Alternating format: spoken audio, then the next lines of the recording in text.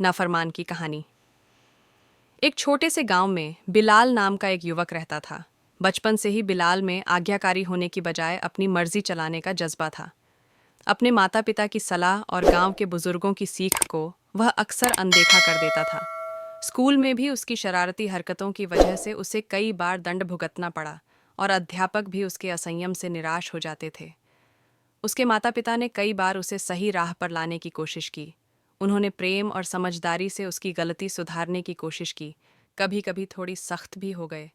यहाँ तक कि उसे एक अनुशासनिक संस्थान में भेजा गया ताकि उसकी मनमानी पर रोक लग सके। लेकिन बिलाल का दिल उन सब बातों पर नहीं रुला। उसे लगता था कि वह आज़ादी के लिए पैदा हुआ है और किसी की सलाह उसके जीवन को प्रभावित नहीं कर सकती।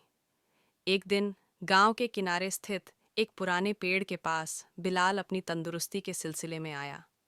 उसी पेड़ के नीचे एक वृद्ध बैठा था, जो अपने बीते दिनों की कहानियां सुनाता हुआ लोगों को मोहित कर रहा था। बिलाल भी उसकी बातों में खो गया।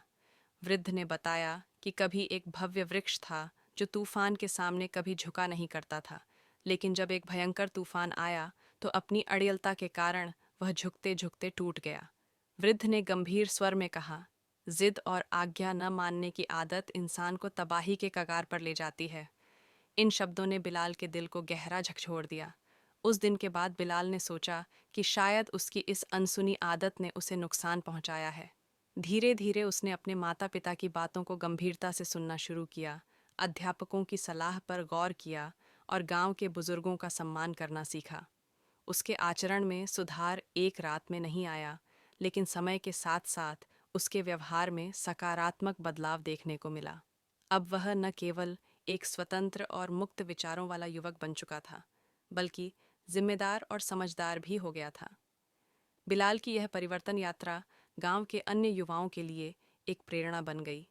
उसकी कहानी से यह सीखा कि गलत राह पर चलना अस्थायी हो सकता है, पर जब इंसान अपनी गलतियों से सीख लेता है और सही दिशा में कदम बढ़ाता है, तो सफलता उसके कदम चूमती है।